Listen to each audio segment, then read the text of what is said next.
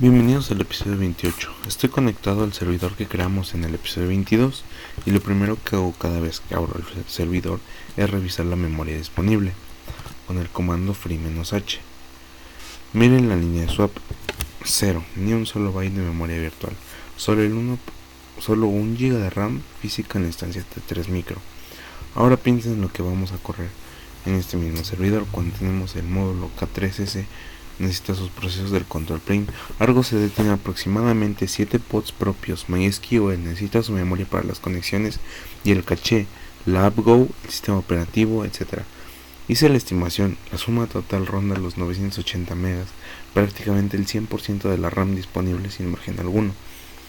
¿Qué pasa en Linux cuando el sistema se queda sin memoria? El kernel activa el OMKiller, Out of Memory Killer. Su trabajo es encontrar el proceso que más memoria está consumiendo y terminarlo sin aviso, sin mensaje claro en el log. El proceso simplemente desaparece. En nuestro caso, el candidato más probable sería K3S o uno de los pods de Argo CD. El swap resuelve esto. Le reservamos 2 GB del disco de SSD de la instancia para usarlos como memoria de desborde.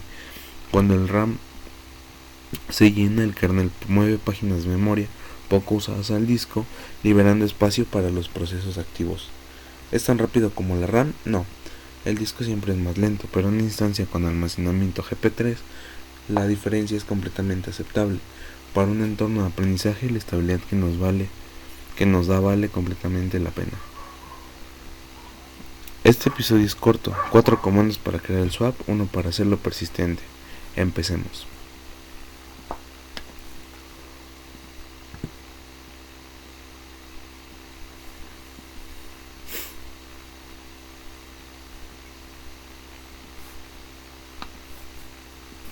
Antes de crear el archivo de swap, verifico que hay espacio suficiente en el disco. Necesito al menos 3 GB libres para el archivo de 2 GB, más un margen de seguridad. Cuando ponemos el comando df-h/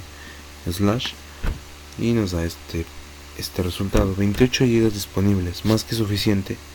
Ese disco de 30 GB que configuramos en el Terraform del episodio 22 nos da alguna de sobra. Y confirmo el estado de la memoria una vez más para tener el punto de partida claro. Swap en 0, ese es el antes. Ahora vamos al después. Siguiente, vamos a crear el archivo de swap. Terminal de la S2 vamos a poner 4 comandos en secuencia. Vamos a ejecutarlos uno por uno.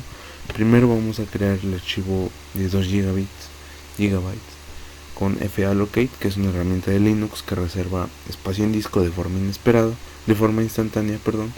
No escribe 0, simplemente marca ese espacio como reservado y el resultado es inmediato. Vamos a colocar este comando: sudo fallocate -l 2 GB /swap file. Verifico que existe ls-lh /swap file 2 GB, pero fíjense en los permisos. Cualquier usuario puede leer este archivo. Eso es un problema de seguridad. El swap contiene páginas de la memoria de todos los procesos, incluyendo datos sensibles como passwords o tokens. Solo root debe poder acceder. Siguiente, restringir los permisos: sudo chmod 600 /swap file. Ahora los permisos solo de lectura y escritura, solo root puede leer y escribir. Si intentar activar el swap sin este paso, swap on lo rechazaría con un error de permisos inseguros. Tercero, formatear el archivo como espacio de swap. mkswap escribe la cabecera que el kernel de Linux necesita para reconocer el archivo como swap válido.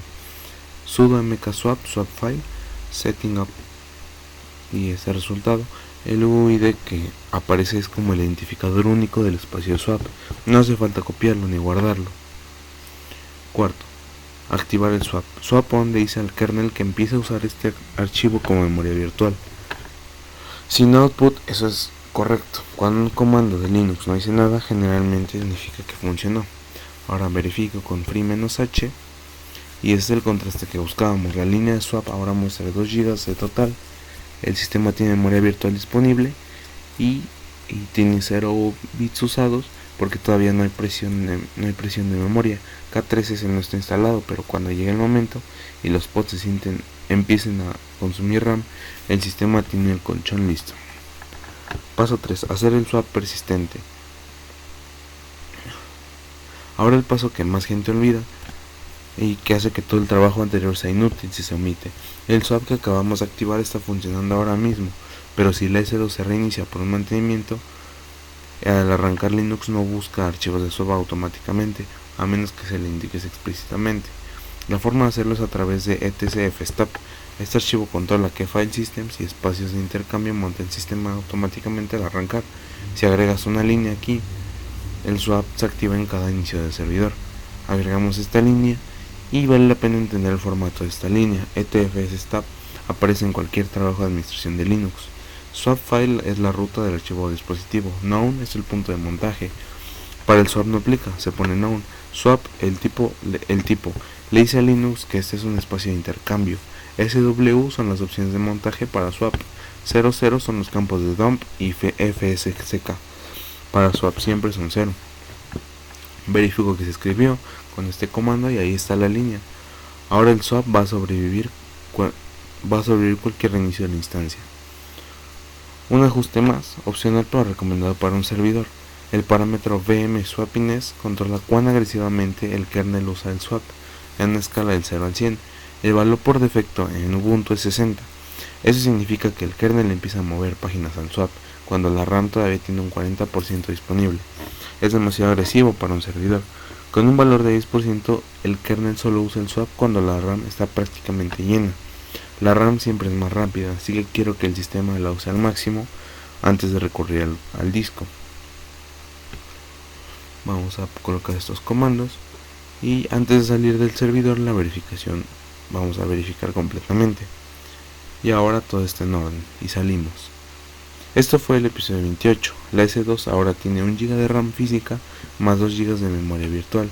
El Home Killer no va a matar procesos cuando K3S, Argo CD y MySQL estén corriendo al mismo tiempo, y esa estabilidad es la que necesitamos para que el resto del módulo funcione sin problemas. En el siguiente episodio instalamos K3S directamente en este servidor. Van a ver el proceso de instalación de Kubernetes más simple que existe, un solo comando curl que descarga, instala y configura todo automáticamente. Nos vemos en el episodio 29.